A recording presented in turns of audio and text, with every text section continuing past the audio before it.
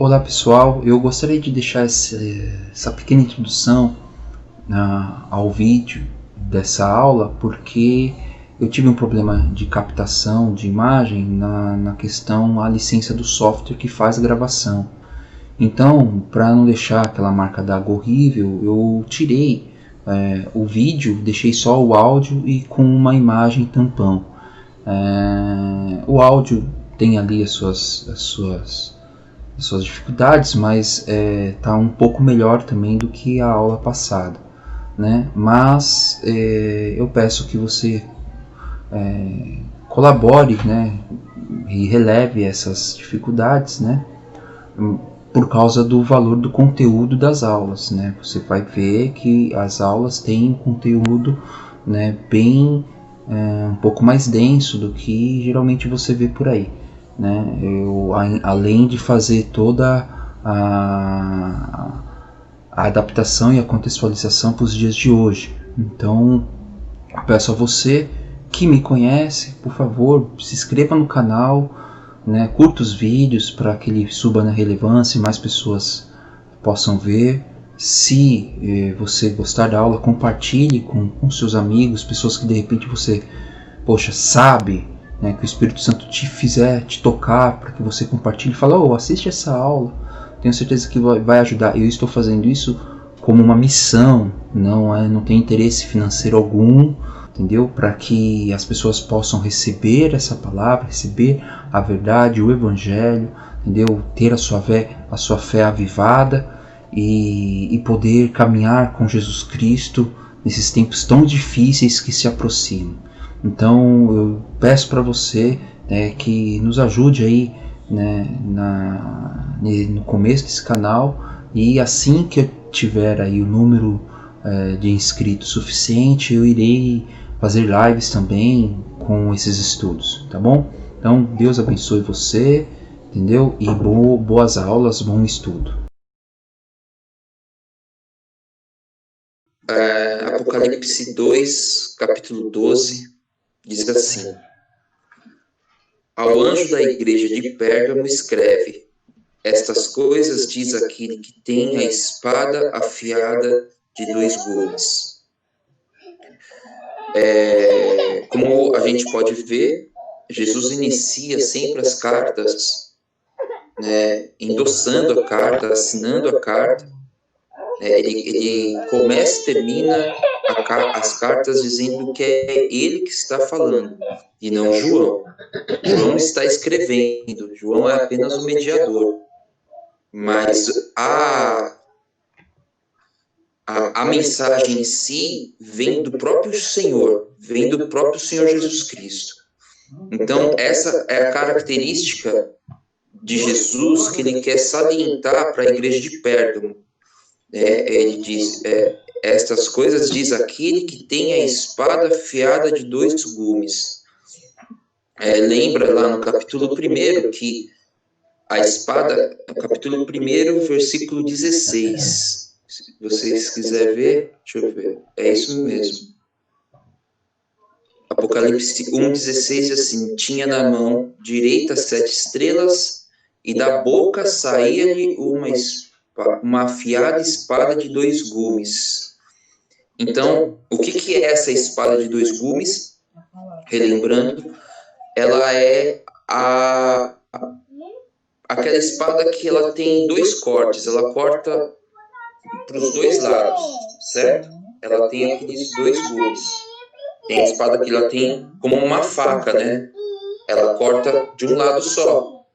A espada de 2 gumes, ela corta para os 2 lados. E ela é um símbolo de juiz, de justiça, onde ela penetra e ela julga.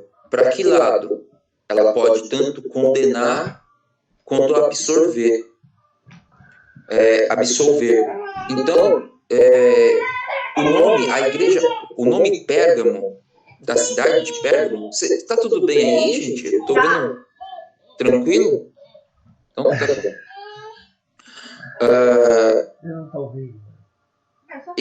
A palavra Pérgamo, da cidade de Pérgamo, tem o significado de amálgama. que significa mistura. Como a gente pode perceber, na Bíblia, não só em Apocalipse acima de tudo, mas na Bíblia inteira, os nomes têm características daqueles que o receberam. E é o que eu digo, né? Somente Deus pode fazer essas coisas. Né? Como é que uma cidade que foi fundada séculos ou milênios antes dos acontecimentos tem características do que a história vai contar só muito tempo depois, mas é o que a gente vê acontecendo. E a palavra Pérgamo significa mistura, fusão perfeita de coisas ou pessoas distintas que formam um todo. Então, é uma mistura que de alguma forma vai formar algo unido. Beleza, isso é legal. Por exemplo, um casamento é um homem e uma mulher que se amalgamam, né, para bênção. Mas como a gente vai continuar lendo aqui, a gente vai ver que aqui a coisa começa a não ser tão bênção assim.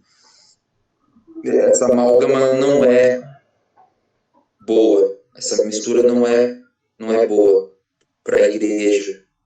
Então vamos lá, no versículo 13 diz assim: conheço o lugar em que habitas, onde está o trono de Satanás. Só até aí por enquanto, tá? Olha só, Jesus está falando assim: conheço o lugar em que habitas, onde está o trono de Satanás. O que é esse? E por que Jesus está falando isso? Porque Pérgamo era localizada em uma região montanhosa e um lugar que veio a se tornar um centro religioso da cultura pagã, das religiões pagãs. Então, lá em Pérgamo, tinha vários templos pagãos, de diversas culturas, mas mais especificamente, que a gente pode salientar aqui, tem o templo de um camarada chamado Esculápio, que era o deus considerado o deus da cura, cujo símbolo era uma serpente.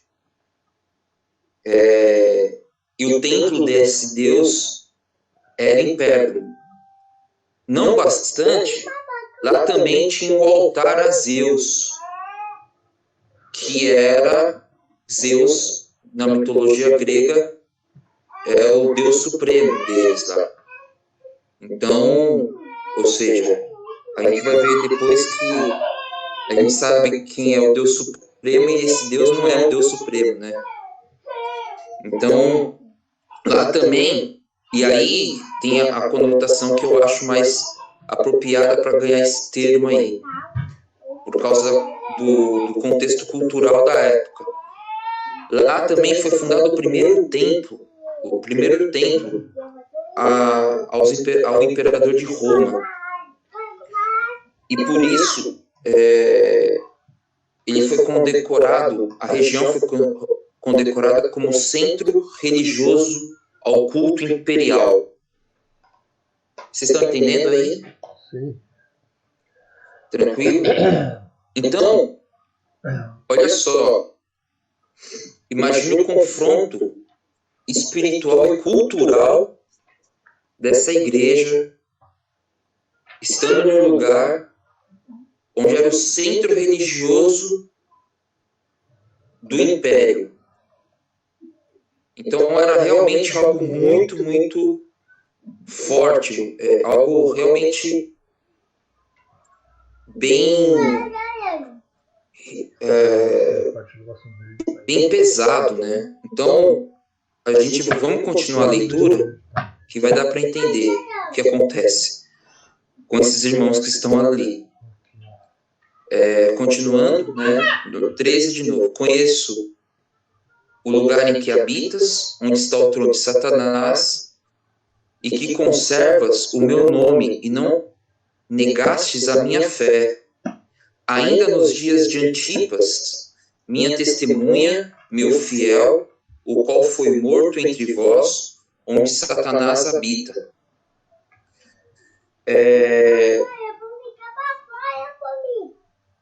Embora eles estivessem ali em uma região de extrema idolatria, e que o nome, a gente vai ver que depois eles acabam não resistindo a esse confronto, existiam os remanescentes que eram perseguidos e mortos. Né? Como a gente sabe, a gente estudou na aula passada, né, e na aula retrasada, né, o sistema ele se opõe ao cristianismo, né, o sistema mundano, o sistema que pertence a Satanás, ele se opõe ao cristianismo, ao crescimento do evangelho, e vai perseguir e vai matar os cristãos. Então aqui em Pérgamo também não é diferente, né? E aqui o interessante, ó, quando ele fala aqui, ó, ainda nos dias de Antipas, quem é esse Antipas? Esse Antipas não é o Herodes Antipas lá do tempo de Jesus. Esse Antipas, na verdade, deve ter sido um cristão martirizado de Pérgamo. E depois está escrito assim, minha testemunha. No original, testemunha, nesse termo aqui, é mártir. Então, em grego, em vez de ter a palavra original é mártir, e é uma das primeiras vezes que essa palavra é usada na Bíblia para dar o significado de martirizado por amor a Jesus Cristo. Essa é uma das primeiras vezes que isso acontece. Se eu não me engano, eu acho que é a primeira vez que isso acontece. Que o mártir, o testemunho, a palavra mártir, ela tem essa conotação de martírio por amor a Jesus Cristo. Mas você vê que existiam ali remanescentes, pessoas que realmente amavam a Cristo, que eram cristãos verdadeiros, e que por amor a isso, por fidelidade a isso, foram mortos. Vamos continuar a leitura. No versículo 14, diz assim: tenho todavia contra ti algumas coisas, pois que tens aí os que sustentam a doutrina de Balaão, o qual ensinava a Balaque a armar ciladas diante dos filhos de Israel, para comerem coisas sacrificadas aos ídolos e para praticarem a prostituição. Aqui é que a coisa começa a complicar. Jesus diz assim, olha, eu sei que vocês têm sido fiel, eu sei que vocês têm permanecido fiéis a mim até o momento, só que tem uma parte da igreja que já se amalgamou, que já se misturou. Por quê? Porque eles têm ouvido a doutrina de Balaão. E quem é Balaão? Balaão é aquele falso profeta do Antigo Testamento, da época do êxodo de Israel, foi contratado pelo rei dos Moabitas, Balaque, para amaldiçoar Israel. Só que o que acontece? Ele está lá, quando ele vai amaldiçoar Israel, ele não consegue.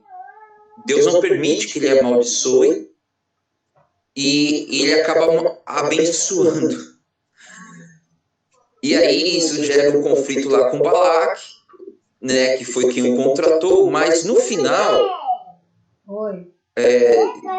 dessa história, isso está lá em Números 25, Números 25 e em Números 31. Quem quiser depois ler, né, vai lá e lê, e relembra aí a história de Balaão. Em Números 31, mostra que depois que ele não consegue amaldiçoar Israel, ele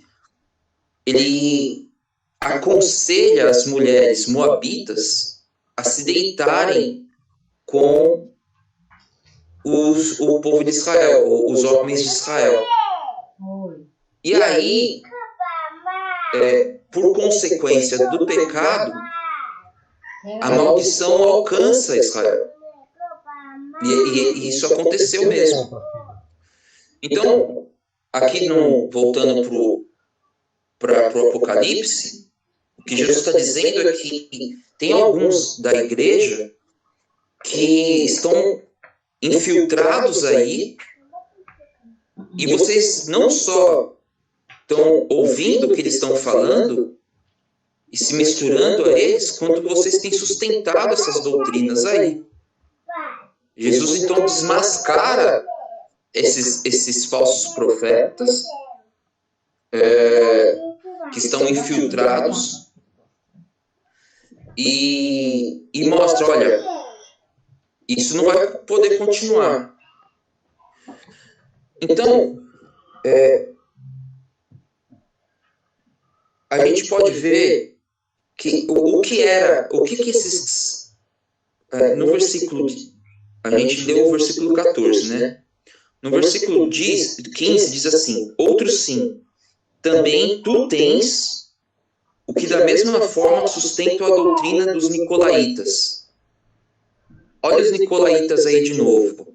Lembra que a gente estudou os nicolaítas na carta aos Efésios? Como a vida de um cristão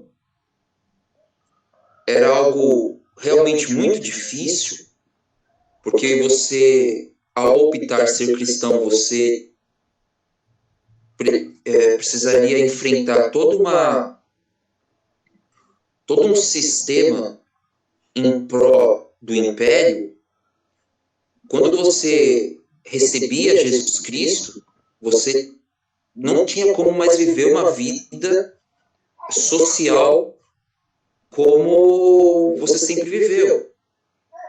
Então você não poderia participar mais dos cultos imperiais, dos rituais pagãos, você não poderia mais comer as coisas sacrificadas aos ídolos, você não poderia mais participar das orgias lá do templo. Você não dava, por quê? Porque você se converteu, você se voltou a Jesus Cristo e queria viver uma vida em santidade. Mas o que o inimigo planeja? Olha, contra a igreja eu não consigo. A igreja santificada, a igreja separada, a igreja de Jesus, não tem como nós vencermos. Por quê? Porque eles são autoridade sobre nós. Mas e se a gente se filtrar e começar a colocar profetas que vão começar a dar uma suavizada nessa mensagem e vamos fazer assim, vocês são muito fundamentalistas, vamos dar uma relativizada nisso daí. Então, que tal a gente faz o seguinte, vai lá, faz um social, entendeu? Não tem problema. E aí começou a criar doutrinas e heresias, na verdade, né, falsos mestres que se diziam cristãos, começou a criar doutrinas na qual era permitido ao cristão essa vida aí amalgamada, misturada com o paganismo e com as coisas do mundo. E Jesus é bem enfático. Jesus é bem enfático. Falou assim, olha, Isso aí é o sistema de Satanás. Ele não... Você pode ver que poucas vezes Jesus é tão enfático ao chamar algo de Satanás. Mas em Apocalipse ele fala contra o sistema do inimigo, o sistema mundano, o sistema idólatra, como o trono de Satanás. Vocês estão entendendo? Então, era exatamente esse o pecado da igreja de Pérgamo. Eles estavam tolerando essas coisas, estavam aceitando essas coisas, e estavam se misturando com as coisas do mundo. Abre a sua Bíblia lá em 1 João, capítulo 4, versículo 10. Amados, não deis crédito a qualquer espírito. Antes, provai os espíritos se procedem de Deus. Porque muitos falsos profetas têm saído pelo mundo afora. Nisto reconheceis o Espírito de Deus. Todo espírito que confessa que Jesus Cristo veio em carne é de Deus. E todo espírito que não confessa Jesus não procede de Deus. Pelo contrário, este é o espírito do anticristo, a respeito do qual tens ouvidos que vem e presentemente já está no mundo. Filhinhos, vós sois de Deus e tendes vencido os falsos profetas, porque maior é aquele que está em vós do que aquele que está no mundo. Eles procedem do mundo, porque por essa razão falam da parte do mundo, e o mundo os ouve. Nós somos de Deus. Aqueles que conhecem a Deus nos ouvem. Aqueles que não é da parte de Deus não nos ouvem. Nisto reconhecemos o espírito da verdade e o espírito do erro. Amém? Amém. Tá bem claro. Entendeu? Tá bem claro. Tá? É escancarado o que João está escrevendo. João escreve essas cartas de 1 João, 2 João, 3 João, para as mesmas comunidades da Ásia Menor. E João aqui está falando bem claro, olha, todo aquele que não reconhece Jesus Cristo, Jesus o Messias, que veio em carne, esse é de Satanás, é o espírito do anticristo, que já está aí. Percebe? Não é o anticristo, é o espírito do anticristo. Isso ainda está para ver. Entendeu? O espírito do anticristo. O anticristo vai vir. Olha, no nosso contexto de hoje, fica até difícil de dizer que ele já não está aí. Pode ser, não sei. Mas no tempo na qual o Apocalipse foi escrito, na época dos apóstolos, era o espírito do anticristo. E aqueles que tipificavam o anticristo, por exemplo, o imperador romano era tipicamente um anticristo. Por quê? Porque ele era um homem poderosíssimo, que tinha um poder sobre um império, que dominavam exércitos e que se achava Deus. Isso também a gente pode ver isso presente onde? No Egito. Lá no Egito também eram homens, imperadores, que se achavam Deus. Então, o espírito do anticristo é exatamente isso. Homens poderosíssimos, que têm muito dinheiro, que têm muito poder sobre nações e que se acham deuses, que se colocam na condição de Deus e que quer mandar como Deus. É óbvio que isso é satânico, né? Não tem nem o que falar. Agora você imagina a igreja de Jesus se misturando a isso aí. O que você acha? Qual você acha que seria a reação de Jesus? A gente vai ver isso agora. Né? No versículo 16, Apocalipse, vai lá, Apocalipse, de novo, Apocalipse 2. No versículo 16. Só um parênteses. Ainda falando nesse contexto de alguma alma, enquanto vocês acham aí. Quem são os nicolaítas dos nossos dias?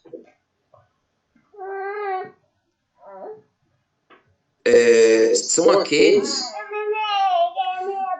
que nos acusam de fundamentalistas. Quando eles olham para os cristãos e dizem, olha, vocês não aceitam o casamento gay e chamam a gente de fundamentalista, esses são os nicolaítas. Por quê? Porque por mais que eles tenham lá seus doutorados e mestrados em teologia, isso, aquilo, que isso importa? Porque eles estão negando a verdade da Bíblia e do Evangelho e da igreja e da mensagem de Jesus. E estão se amalgamando as filosofias e as correntes de pensamento do mundo, que na verdade foram criados exatamente para isso, para condenar os cristãos. Não nos iludimos, entendeu? Essa gente não ama nem um pouco os gays. Pelo contrário, eles os odeiam. Eles querem que eles continuem e permaneçam daquela maneira. Nós não, nós amamos essa gente. Por que nós amamos eles? Porque nós queremos que eles se libertem.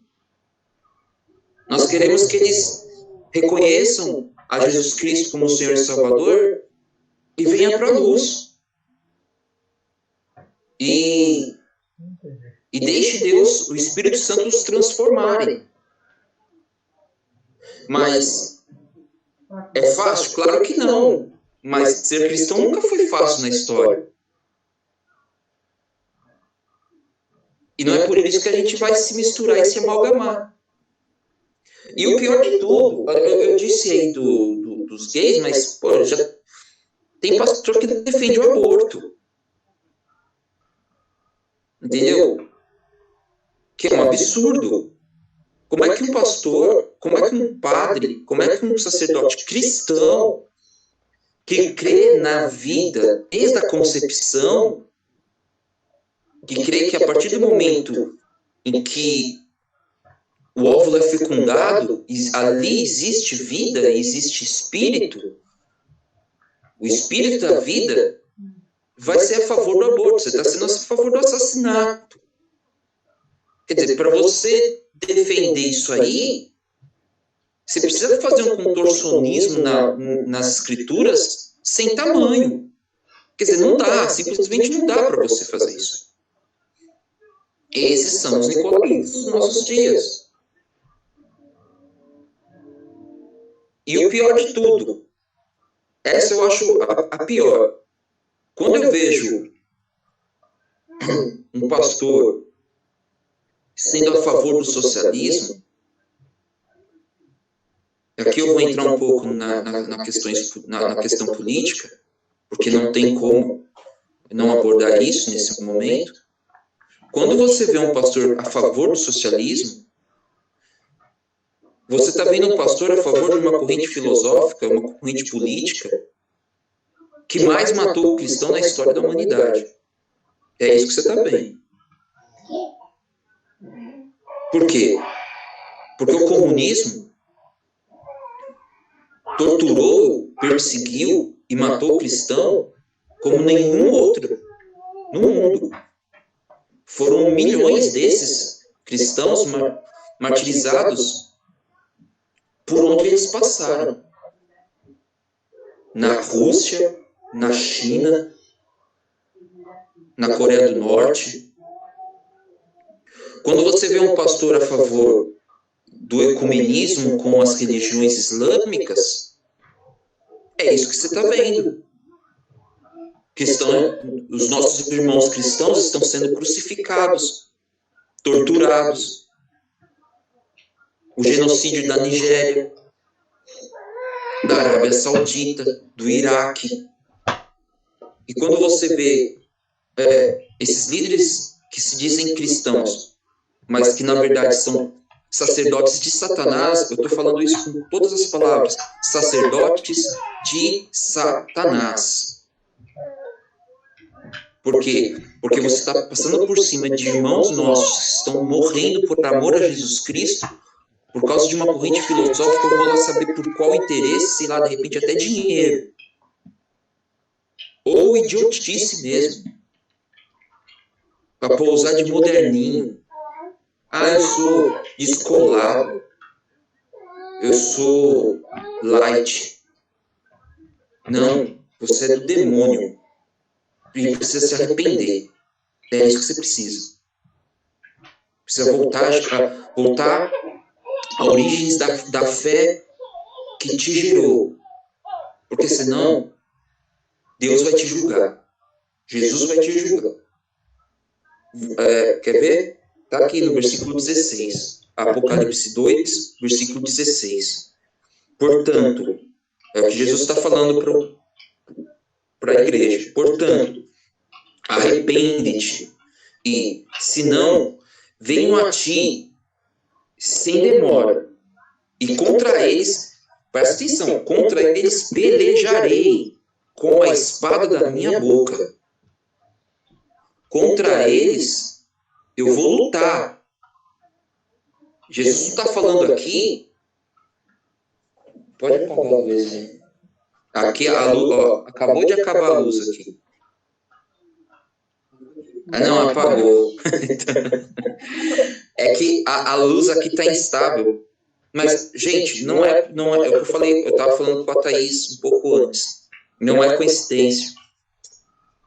Aos domingos de manhã, depois que eu comecei a fazer dar essas aulas, domingo de manhã está acontecendo esses blackouts na energia.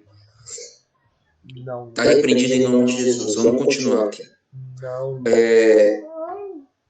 Olha só, Jesus dá um alerta enfático aqui. Se arrepende, porque senão eu vou lutar contra vocês. Eu vou pelejar com a minha espada de juízo contra vocês.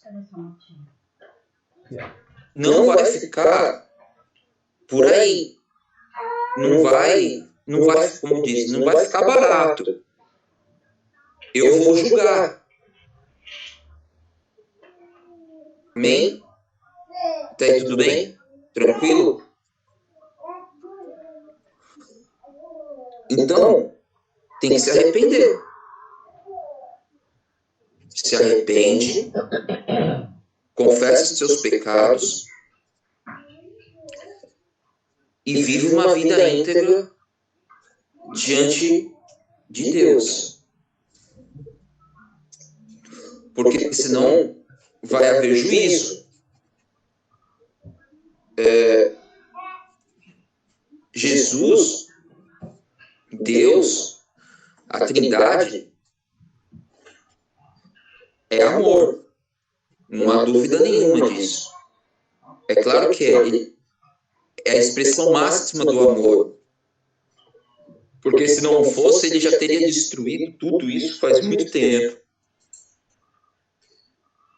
Mas o que ele está fazendo? Ele está esperando e dando a possibilidade de nós nos salvarmos. Então, mas é o seguinte, esse tempo vai acabar. E vai vir o juízo. Jesus deixa isso bem claro em Mateus 25, 31 a 33. Em Mateus 25, vamos abrir lá. Mateus 25, no capítulo 25, versículo 31 a 33.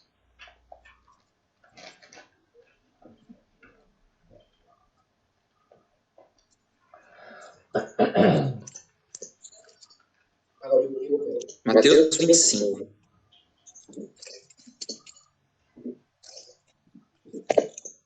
Ok. 31. Jesus profere essas palavras aos discípulos logo depois do Mateus 24, óbvio, né? Onde Jesus fala, a escatologia de Jesus, onde Jesus fala sobre os últimos tempos, como serão os dias na sua volta.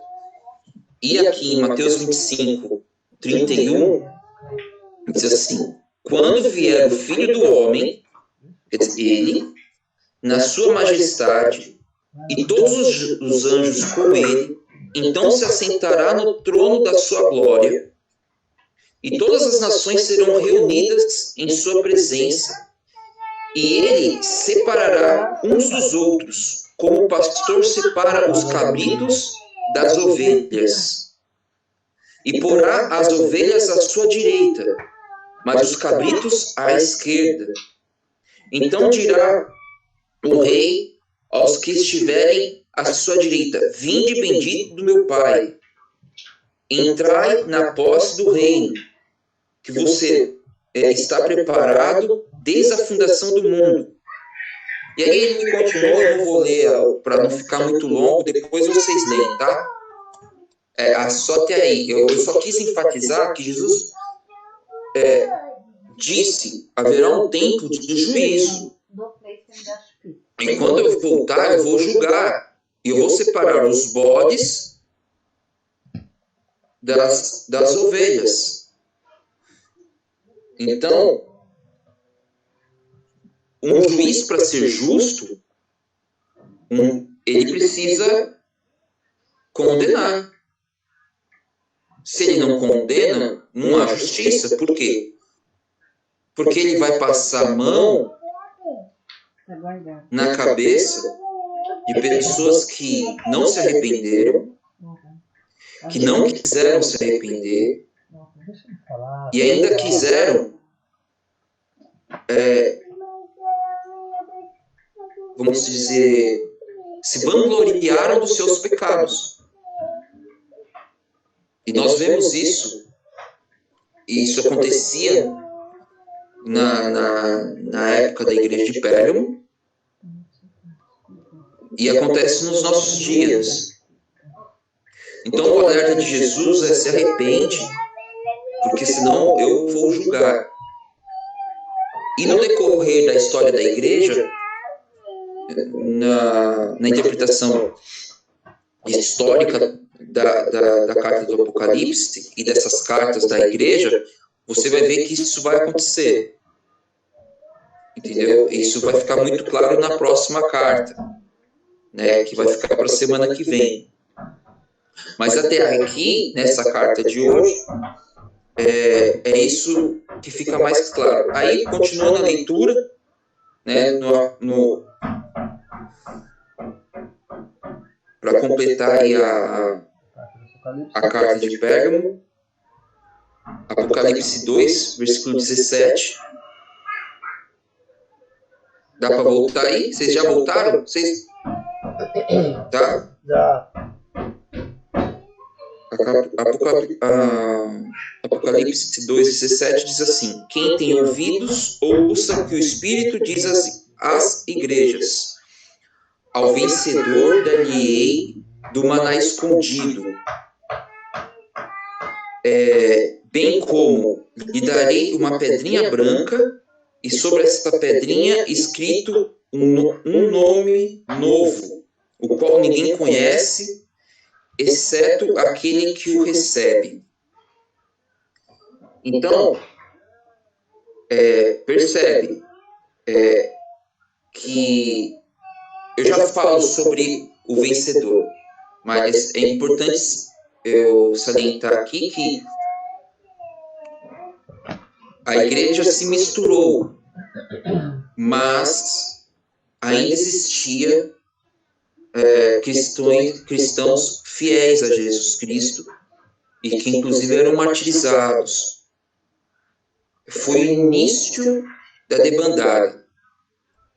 E Jesus estava dando um alerta ainda, olha, ainda dá tempo de se arrepender, senão eu vou julgar.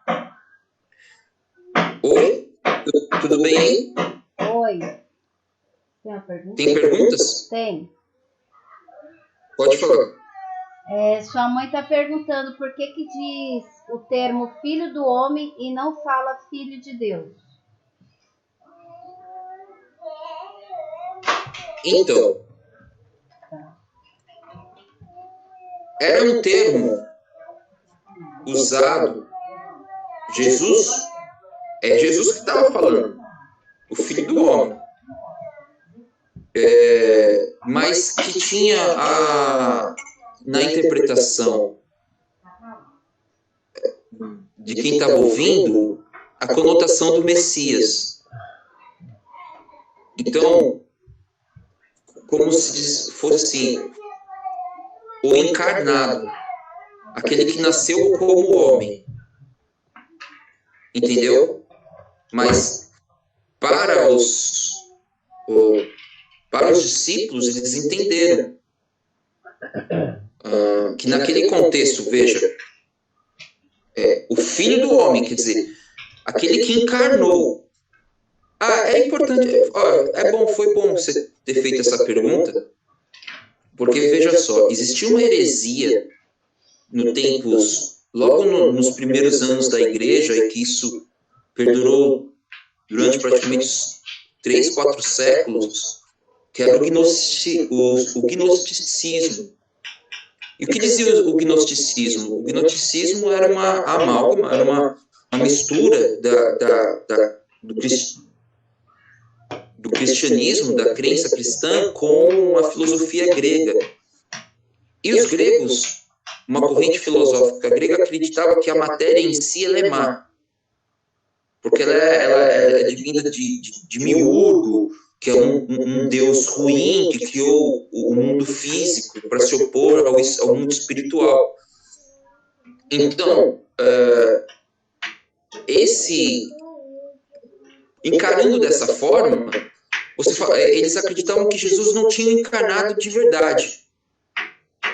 Eles acreditavam que Jesus... Por quê? Porque como a matéria é ruim, é má, se Jesus encarnasse, ele de alguma forma seria mal também. Em alguma porcentagem, ele teria algo ruim nele.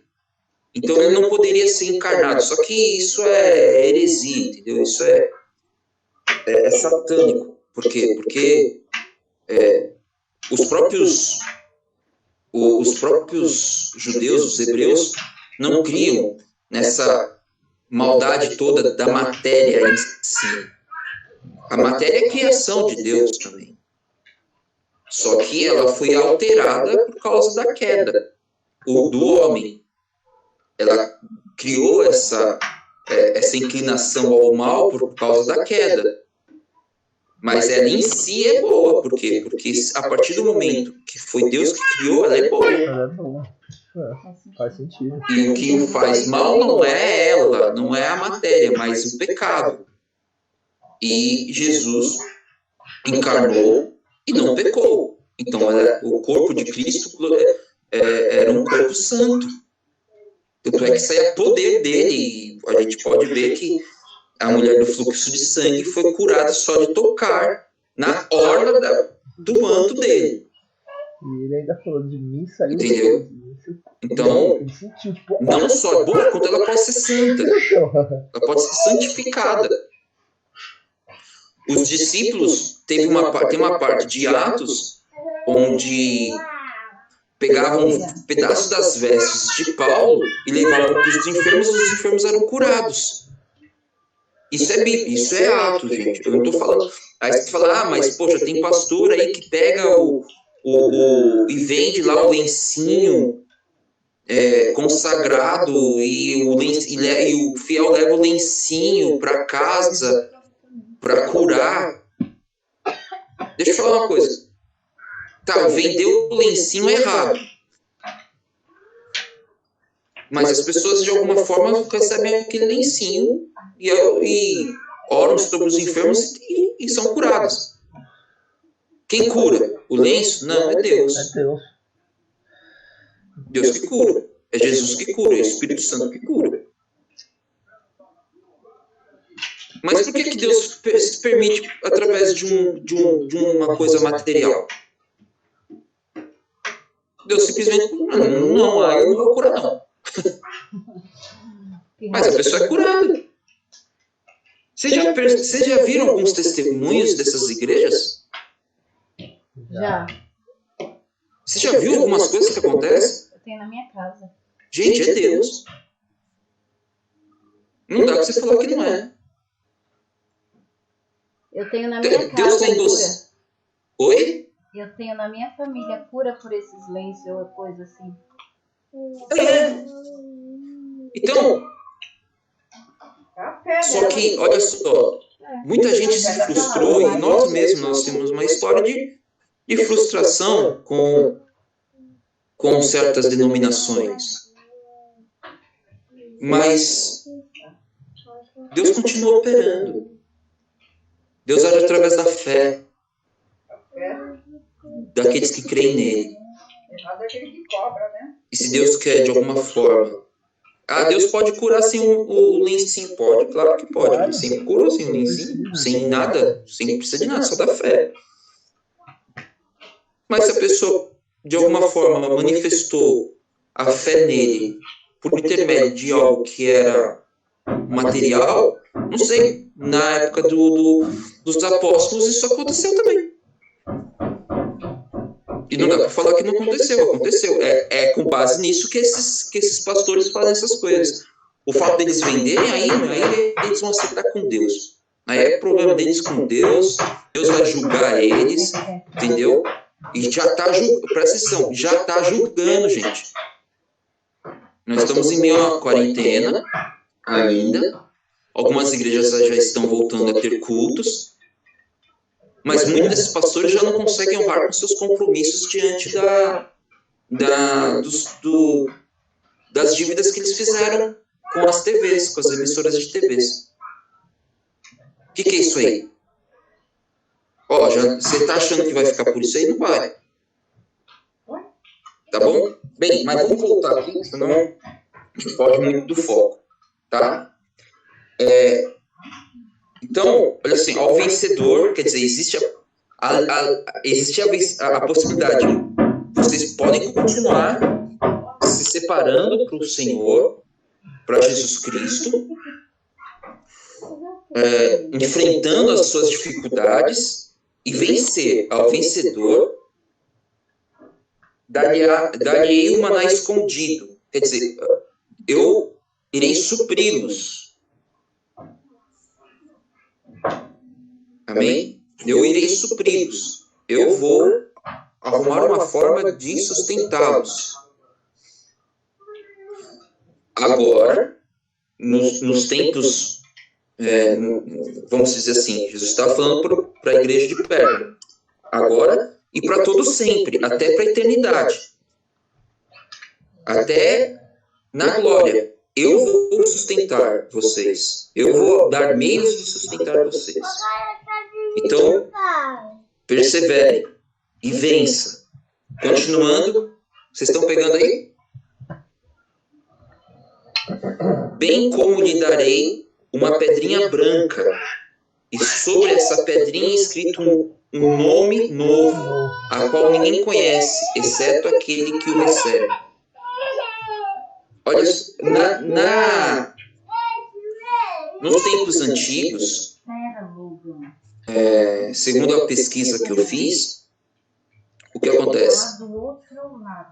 Quando a pessoa enfrentava o juízo, lembrando que toda a carta da igreja de Pérgamo tem essa conotação de Jesus como o juiz, por isso que ele se apresenta como aquele que tem a espada de dois gumes, ele dá um desfecho também em meio ao juízo. Então, assim, quando a pessoa não tem contigo era julgado, ela poderia receber tanto uma pedrinha branca, que simbolizava a absolvição, contra uma pedra negra, que simbolizava a condenação.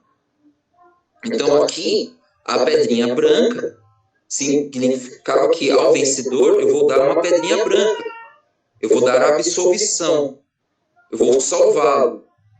E esse nome novo, escrito na pedra, na qual ninguém conhece, exceto aquele que recebe, aí é um pouco mais complicado, porque não existe uma definição exata para essa revelação. Mas pode ser. As possibilidades são assim.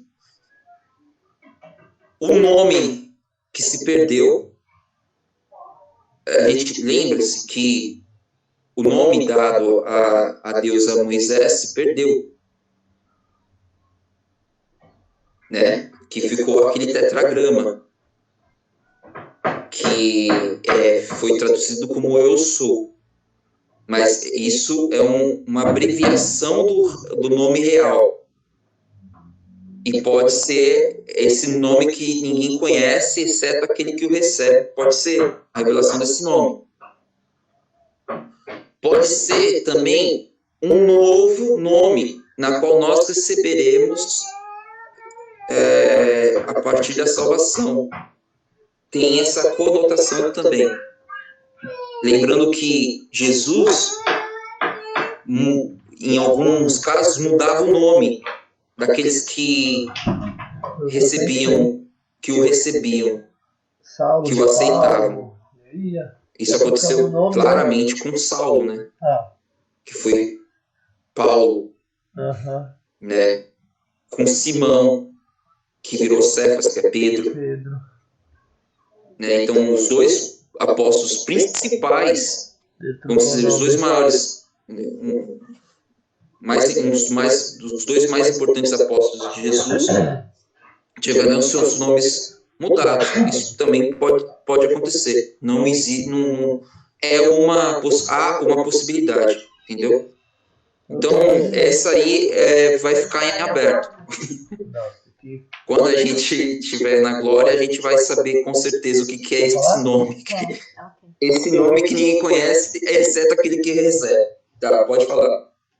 Então, Robinho, quanto àquela história lá, o acontecimento da dança do ventre, foi um livramento de Deus, que eu não fui escolhida naquele evento, porque, caso contrário, se eu fosse escolhida, eu ia receber um outro nome consagrado lá na dança. Você ia ter um outro nome? Sim. Meu Deus do céu. Eu ia ter um outro nome consagrado. Sim. Mãe. O diabo, graças a Deus que saiu desse troço. O diabo Jesus, copia, né? O diabo copia. Entendeu? Tá louco. Nome, olha só. O nome, existe algo, vamos dizer, profético no nome. Então, trocar o nome é dar um novo sentido, um novo rumo à vida da pessoa. Entendeu? Então, é algo muito sério. Eu não sei qual foi a escolha do meu nome. Por que eu me chamei Robson? Depois, outro dia, você me conta. Depois, quando a aula não estiver gravada. Mas cada um de nós tem um propósito pela qual os nossos nomes foram escolhidos. Né? Mas na Bíblia, isso fica muito, muito claro, porque todos os nomes da Bíblia têm significado, têm os significados daqueles que o recebem. Né? Então é isso. Só continuando na aula, para a gente ir para o término dela, na interpretação histórica, como eu gosto de dar esse término seguindo essa interpretação, essa era da igreja de Pérgamo corresponde do ano 313 depois de Cristo a 590 depois de Cristo, que se depara com a igreja que começa a se amalgamar, a se misturar com a religião e a cultura imperial greco-romana, né? Então, a igreja começa a perder aquele lastro, aquelas características da igreja primitiva, e começa a ganhar uma outra característica mais vinculada ao Império Romano. E isso trouxe várias consequências para a igreja, para a história da igreja, para o rumo que a igreja tomou ao longo dos séculos. Então, por exemplo, a partir dessa era aqui, a gente tem que entender o seguinte: dentro desse período de 313 a 590, aconteceu o concílio de Nicéia, o primeiro concílio de Nicéia, que é o concílio de Constantino, em 325 depois de Cristo, onde Constantino, que era um imperador romano, o império passava por diversas dificuldades, o império já começava a dar sinais de divisão, e Constantino estava enfrentando várias dificuldades, e ele tem ali uma visão de uma cruz meio ao sol. Ele vê um sol, um clarão, e tem uma visão de uma cruz, e acredita-se que ele se converte ali a Jesus. E aí ele faz uma convocação de cerca de 1.800 bispos da igreja cristã para esse concílio. E a partir daí, o cristianismo passa a não ser mais uma religião perseguida, e passa a ser uma religião aceita pelo império.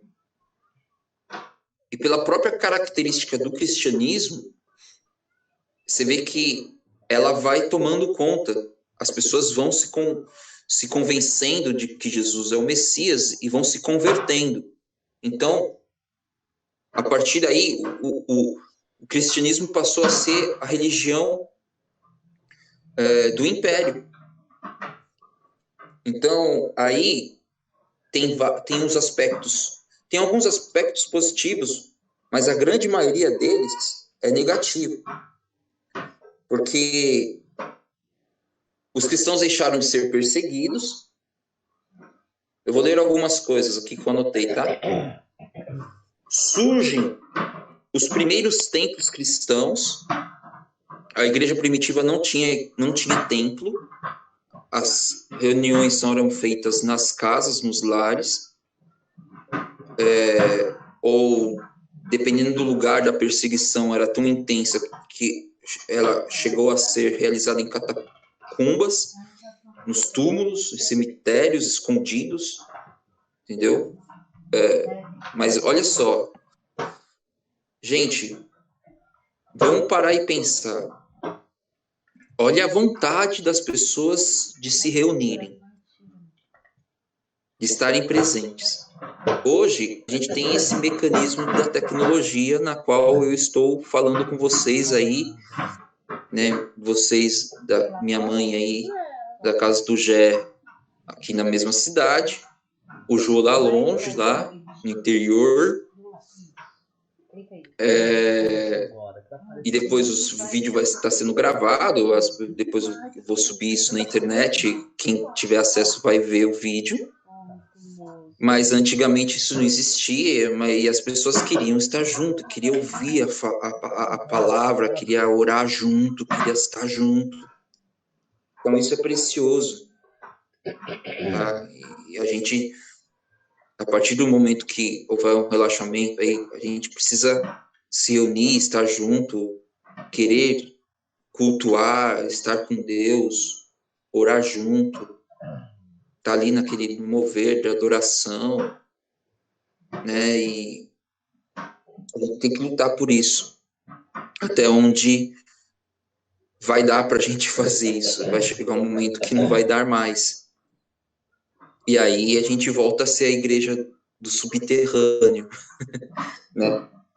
Mas continuando aqui, a igreja primitiva, a igreja começa a criar seus templos, os templos cristãos, a partir dessa amálgama aí do cristianismo com o império.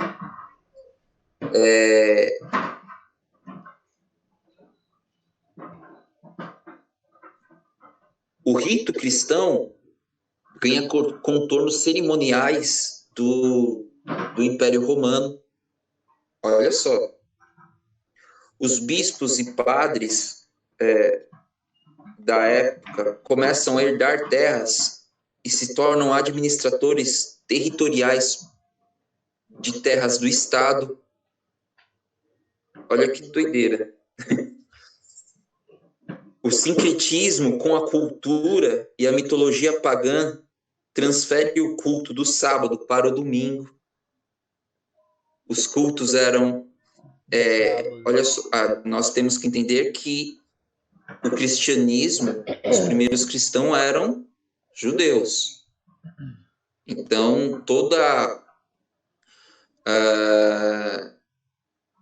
o calendário religioso tinha uma ligação com o judaísmo. Então, qual que é o dia sagrado dos judeus? É o sábado, não o domingo. O que é o domingo? É o dia do sol. Então, aqui transfere do sábado para o domingo. Dia do sol. O que eu acho isso aí? Tanto faz, sábado, domingo, o que importa é a gente cultuar o Senhor todos os dias. E se a gente acaba fazendo isso mais aos domingos, né, tem o pessoal lá da Adventista do Sétimo Dia que faz isso, que são pessoas cristãs que fazem isso no sábado, é bom. Sinceramente, eu não acho que Deus se importe muito com o dia que a gente faz esses cultos, não. Mas é interessante ver como na trajetória do cristianismo as coisas foram mudando de formato. Então, por exemplo, a Páscoa cristã se separa da Páscoa judaica, cria um novo calendário, né, cristão. Então, isso foi definido exatamente no Concílio de Nicéia, onde demorou um tempo para eles decidirem isso. Aí eles resolveram fazer com que a Páscoa cristã acompanhasse um outro calendário, o calendário romano, não mais o calendário hebreu, né? E o papado imperial é estabelecido. Foi nessa época que, embora o líder da igreja existia antes do concílio, já existiam papas, mas olha, o papa não tinha essa conotação do líder máximo da igreja. Ele era como se fosse um sucessor, mas a igreja não era algo unificado. Existiam várias comunidades, várias vertentes. Era até meio bagunçado demais. E aí entram alguns aspectos positivos também. por exemplo, nesse período foi definido o cânon bíblico, né? Os livros sagrados da Bíblia foi definido nesse período. Existiam vários evangelhos apócrifos, né, que diziam coisas malucas, né? Por exemplo, o Evangelho segundo Maria Madalena. Você vê esses filmes que a gente vê, o Código da Vinci, desse pessoal que hollywoodiano, que gosta de relativizar, você pode ver, sempre relativizando a figura de Jesus Cristo, né? E que coloca Jesus como casado com Maria Madalena, que teve o filho, e os filhos tiveram uma corrente ali hereditária. Muitos deles se baseiam por esse evangelho segundo Maria Madalena e outros evangelhos apócrifos aí, que não estão na Bíblia, que não tem base histórica, não tem base na tradição da igreja, tradição oral da igreja, então eles foram rejeitados. Então, de certa forma, foi definido olha, esses aqui são para nós os livros sagrados, entendeu? E é esses que a gente vai respeitar como algo a ser seguido, a ser lembrado, a ser estudado, a ser lido, a ser interpretado. A natureza divina de Cristo é estabelecida contra algumas heresias, e entra naquilo que eu falei para vocês, né? Os gnósticos diziam que Cristo não tinha encarnado. Existem outras heresias também que havia no meio ali dos cristãos, do cristianismo, elas são negadas, e aí é definido, não, Jesus Cristo veio em carne e era Deus, 100% homem e 100% Deus, sendo algo que somente Deus poderia fazer, né? Somente Deus se esvazia de si mesmo, encarna em figura humana para fazer aquilo que os homens não poderiam fazer e morrer por amor a estes homens e dar a eles a possibilidade da salvação por meio do seu sangue, da mediação do seu sangue que correu na cruz, né? E é a esse que nós amamos e servimos. Chegam ao consenso da Trindade. A Trindade, ela é fruto, embora para nós cristãos ela é algo que a gente já tem como comum, né? A Trindade, Deus Pai, Deus Filho e Deus Espírito Santo. O conceito de Trindade, ela é decorrente embora ela esteja presente na Bíblia, mas a compreensão de que é Deus 3 em 1, ela é fruto de vinda dos séculos, dos tempos, e é nesse tempo da igreja aqui de Pérgamo que isso se fixa. E muitos povos pagãos ouviram falar de Jesus e se converteram. Então, resumindo, o cristianismo mais ligado à igreja primitiva, ela perde aí a sua relevância, a sua importância, começa a se tornar algo mais misturado com o paganismo, mas de qualquer forma a gente vê que Jesus, a soberania de Jesus sobressai a tudo isso e vamos dizer, tem uma figura proeminente e que não é negada, tá? Jesus é Cristo, é defendido como Jesus Cristo, o Messias, o Salvador, mas de uma forma diferente daquilo que existia na igreja primitiva. E E aí a história continua e a gente vai dar prosseguimento aí nas próximas aulas, na leitura das próximas cartas. Mas a coisa piora, não melhora. A igreja autêntica, primitiva, ela começa a cada dia mais ela deixa de existir. E o cristianismo passa a ser um negócio diferente daquilo que de alguma forma Jesus planejou.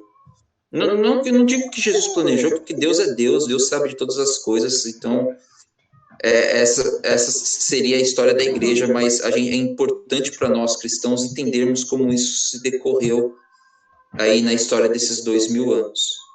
Amém? Amém. Entenderam aí, gente? Tem alguma pergunta? Querem falar alguma coisa? Na pergunta? Fazer alguma colocação? Pode ficar à vontade aí. Olha o celular por conta do jogo. Aqui é de boa. Uma pergunta, Jô? Deixa eu ver celular. Calma aí. Não? Vocês entenderam? Sim. Sim. Entenderam? Será que Sim. peraí, naquela época eles começaram, que os cristãos se reuniam de maneira secreta cada um se convertia, fazia as doações dos seus bens.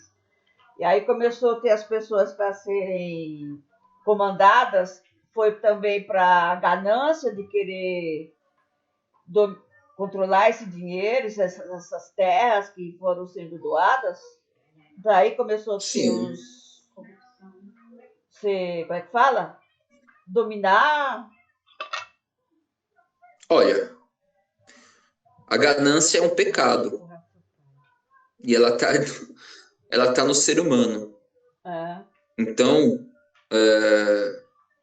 é algo que nós temos que lutar com a nossa ganância diariamente, nós como os cristãos. E isso estava presente na igreja primitiva e na história da igreja, e é óbvio que isso iria influenciar também. Talvez daí que entendeu? Então, a partir do momento alguém, que a igreja ela começa a se alinhar a um Estado, e os líderes cristãos passam não só a liderar as pessoas, como a liderar o Estado, é óbvio que você vai entrar, o pecado vai entrar ali, entendeu? E a ganância, e as pessoas vão os governantes se tornaram mais toleráveis por troca desses bens, né? Pode ter sido. Como? Aí os governantes se tornaram um pouquinho mais tolerantes, mais com os cristãos em troca dos bens, pode ser, né? Não, olha só. Eu não vou dizer se seria ou não. Tem pessoas, principalmente no meio protestante, tem pessoas que dizem que Constantino não se converteu de verdade, ele só quis dar uma forma de reunificar o império novamente por meio do cristianismo, que era uma crença dos povos da época que já tinham tomado praticamente todo o império, entendeu? Mas eu não vou dizer isso. Por quê? Porque eu não sei. Mas como é que eu vou dizer se alguém se converteu de verdade ou não? Eu não sei. Entendeu? É irresponsabilidade isso. Às vezes ele se converteu de verdade. Sim. Olha só, gente. A gente tem que entender que os planos de Deus para a igreja perduram até os nossos dias. Nós não sabemos o final ainda. Nós temos as escrituras e a revelação do Apocalipse, que nos dá uma direção, é uma seta, mas quando e exatamente como isso vai acontecer, a gente não tem as claras. A igreja perdura por 2000 anos. Certo. E esse era o propósito de Deus. Então, se no propósito de Deus o cristianismo precisava passar por essa fase, ele teve que passar, ué. Sim, foi só uma ideia. Não é Deus que está no controle? Só que é óbvio que muita gente ficou pelo caminho, Assim como Ananias e porque Safira, né? não entendeu os propósitos, não se deixou levar pelas coisas, pelo pecado que está no mundo, segundo as suas próprias inclinações pecaminosas. Isso aconteceu no passado, no presente, vai acontecer no futuro até a volta do Senhor Jesus, até a glória, e lá não vai haver pecado, porque o pecado foi vencido e será vencido definitivamente. E essa é a nossa grande guerra, e nossa grande luta, entendeu? É que a gente acaba tendo uma conotação de pecado somente das questões aí sexuais e tal, mas pecado é algo muito mais abrangente do que isso, né? A própria ganância que você falou aí, ela é algo que presente, que qual nós temos que lutar diariamente, né? Ainda mais eu particularmente como o Júnior da casa, o munheca, o mão de vaca, O professor o que tá saindo de adjetivo aqui para mim é brincadeira. O pão duro, Eu morei, o vai. professor do Júnior. Não, eu morei. Professor do Júnior. Mas tá, tudo bem. Tá, eu também tenho que fazer o controle administrativo, gente. Não é fácil, não. Mas tá bom. Mas, entendeu? Assim...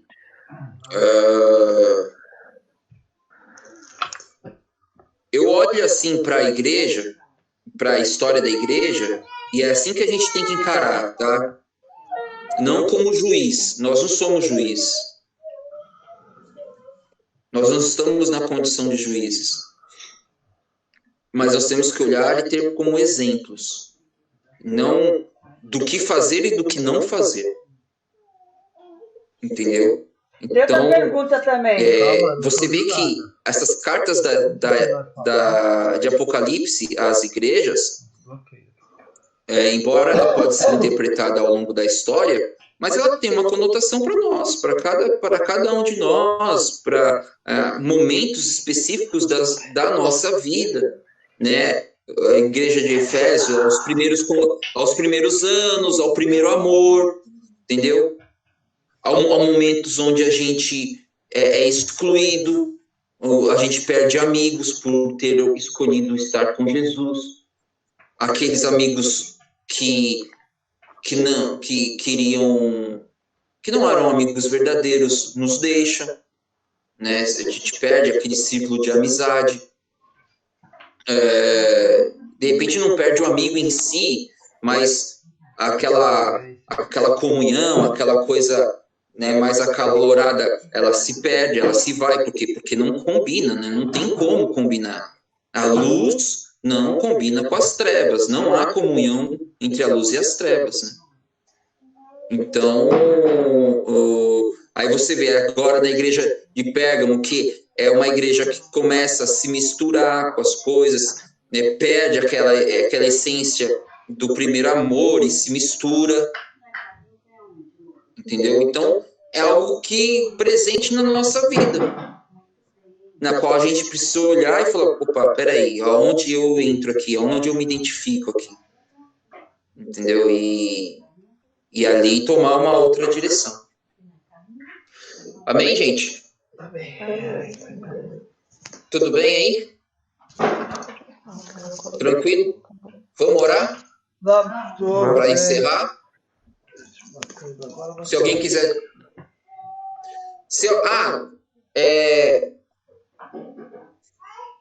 a lição... eu não vou dar lição de casa. Não, porque não é a última a fazer. Eu quero que vocês cumpram a lição de casa passada. Isso, não conseguimos dar passada. Vocês são muito maus alunos, cara. Cara, tá complicado aqui, irmão. Cada aula, o Breno aqui falando que eu passo muito trabalho. Eu sou mó bonzinho, cara. Eu tô passando um trabalho por aula, nem tô nem cobrando Nada. Tem nem prova. Nada. Isso aí é desculpa de aluno. Não, eu entendo Oi? Isso aí é desculpa de todo aluno. Né, professora? Professora, Professor, é isso mesmo. Não, gente, só lê. Quem não leu o livro inteiro de Daniel, leia.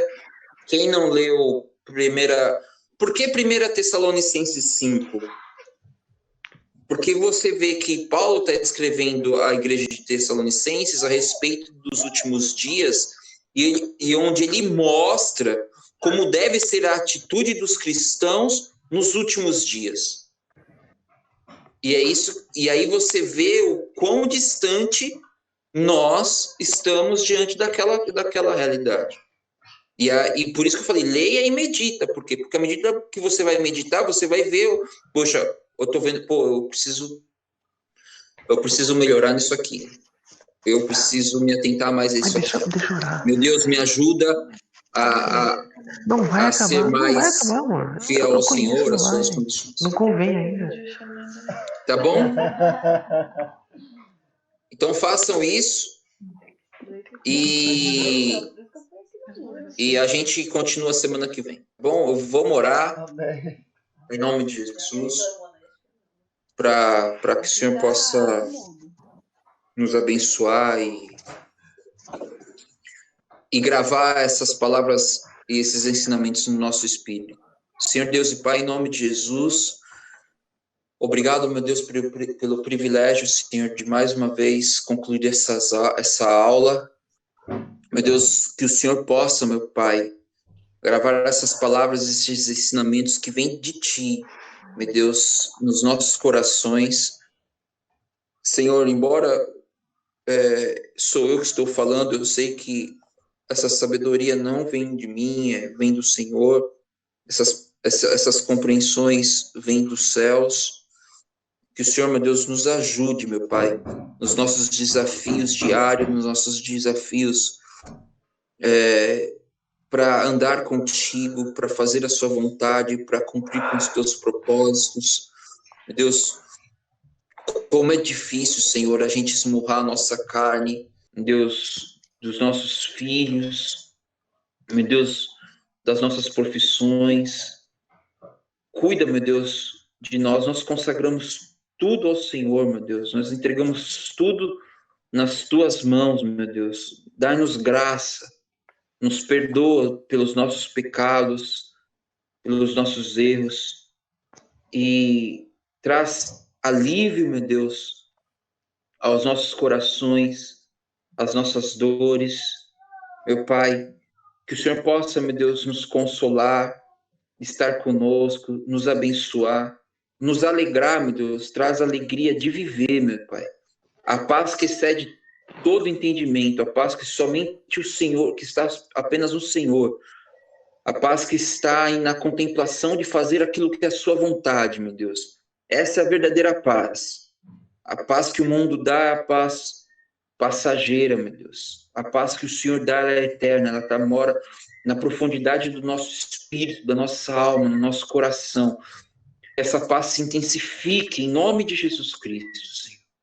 Nós consagramos todas as coisas nas tuas mãos, em nome do Pai, do Filho e do Espírito Santo, em nome de Jesus. Amém, Senhor. Amém? Amém. Amém.